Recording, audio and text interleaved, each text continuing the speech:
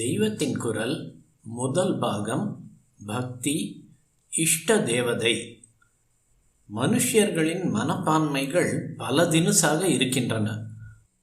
ஒவ்வொரு விதமான மனப்பான்மை உள்ளவர்களையும் ஆகர்ஷித்து அவர்களை பக்தி செலுத்த வைத்து அவர்களுடைய மனத்தை சுத்தம் செய்து சித்தத்தை ஏகாகிரப்படுத்தவே ஒருமைப்படுத்தவே பரமாத்மா பல பல தேவதா ரூபங்களாக வந்திருக்கிறது. இந்த இந்துக்களுக்கு எத்தனை கோடி சாமிகள் என்று அந்நிய மதஸ்தர்கள் நம்மை கேலி செய்வதுண்டு. உண்மையில் ஒன்றுக்கு மேற்பட்ட சுவாமி இருப்பதாக விஷயம் தெரிந்த எந்த இந்துவும் எண்ணவில்லை. வைதிக மதம் சுவாமி ஒருவரே என்று கண்டது மட்டுமில்லை, இந்த ஜீவனும் கூட அதே சுவாமிதான் என்று வேறெந்த மதமும் கண்டுபிடிக்காததையும் கண்டுபிடித்திருக்கிறது. எனவே பிரபஞ்ச வியாபாரத்தை நடத்துகிற மகா சக்தியாக ஒரு சுவாமிதான் இருக்கிறது என்பதில் எந்த விஷயமறிந்த இந்துவுக்கும் சந்தேகமில்லை. ஆனால் அந்த சுவாமி பல ரூபத்தில் வர முடியும், அப்படிப்பட்ட யோக்கியதையும் கருணையும் அதற்கு உண்டு என்று இவன் நம்புகிறான். ஒரே சுவாமி நம் தேசத்தின் மகாபுருஷர்களுக்கு பல ரூபங்களில் தரிசனம் தந்திருக்கிறார். அந்தந்த ரூபங்களுக்குரிய மந்திரம், உபாசனா மார்க்கம் எல்லாவற்றையும் அந்த மகாபுருஷர்கள் நமக்கு தந்திருக்கிறார்கள். இவற்றை முறைப்படி அனுஷ்டித்தால் நாமும் அந்தந்த தேவதையின் அனுகிரகத்தை பெற முடியும். எந்த தேவதையாக இருந்தாலும் சரி, அது முடிவில் பரமாத்மாவே. ஆகையால் நாம் சந்தேகம் கொள்ளாமல் பூரண ஸ்ரத்தையோடு பக்தி வைத்தால் அது நமக்கு சம்சார பந்தத்திலிருந்து விடுதலை தரும். இந்த விடுதலைக்கு நாம் பக்குவப்படுவதற்கு முன் லௌகிக வேண்டுதல்களை கூட நிறைவேற்றி அனுகிரகிக்கும். அவரவர் மனத்தை பொறுத்து ஒன்றில் பிடிமானம் கொள்வதற்கென்றே இத்தனை தேவதைகள் இருக்கின்றன. தாயாரிடம் குழந்தை போல் பரமாத்மாவை அனுபவிக்க வேண்டும் என்கிற மனப்பான்மை உடையவனுக்கு அம்பாள் உபாசனை இருக்கிறது. ஒரே சாந்தத்தில் அழுந்தி போக வேண்டும் என்ற மனோபாவம் உள்ளவனுக்கு தட்சிணாமூர்த்தி இருக்கிறார். ஆனந்தமாக ஆடிப்பாடி பக்தி செலுத்துவதற்கு கிருஷ்ண பரமாத்மா இருக்கிறார்.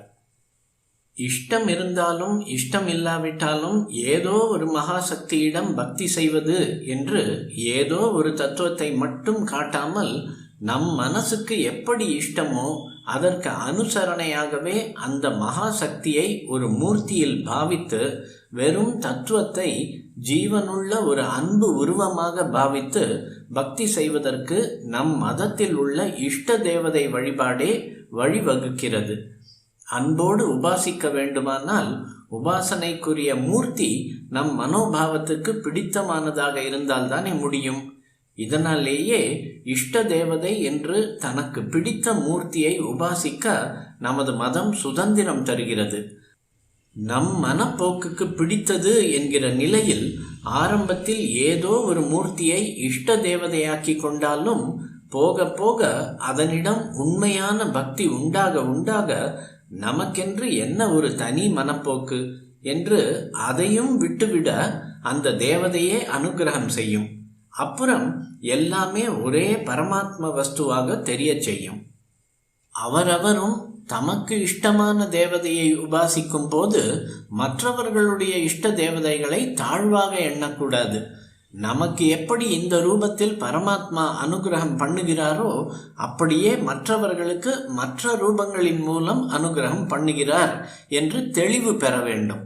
அந்தந்த தேவதைக்குரிய புராணத்தை பார்த்தால் அது ஒன்றே முழுமுதற் கடவுள், மற்ற தேவதை எல்லாம் அதற்கு கீழானவை, இதை அவை பூஜை செய்தன, இதனிடம் அவை தோற்று போயின என்றெல்லாம் இருக்கிறதே என்று கேட்கலாம். இதற்கு நகி நிந்தா நியாயம் என்று பெயர். அதாவது இதர தேவதைகளை நிந்திப்பது பௌராணிகரின் நோக்கம் அல்ல.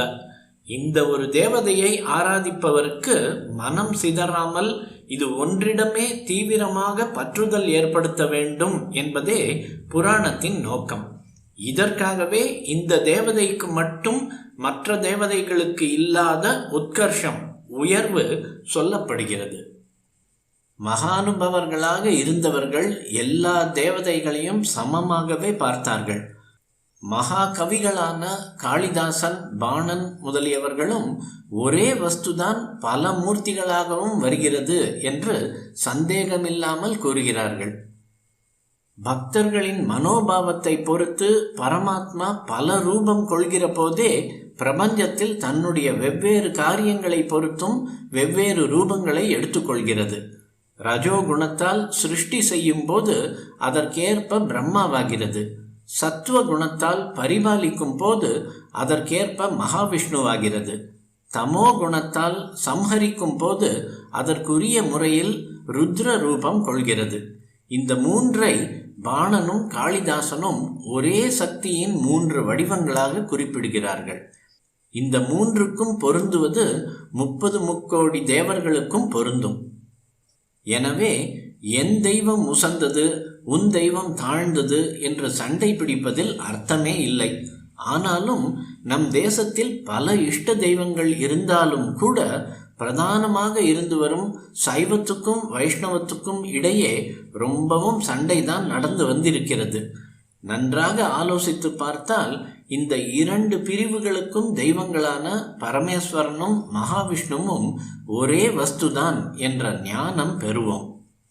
இவ்விஷயமாக அடுத்த பிரிவில் உள்ள சிவ விஷ்ணு அபேதம், அரியும் சிவனும் ஒன்று, சிவமயம், சர்வம் விஷ்ணுமயம் ஜெகத், அரனை மறவேல், திருமாலுக்கு அடிமை செய், காலையில் திருமால் மாலையில் மகாதேவன், ஒற்றுமை உணர்த்தும் உத்தம தலங்கள், 2 ராஜாக்கள், பகவான் யார், பகவத்பாதர் பதில் ஆகிய உரைகளை பார்க்கலாம்.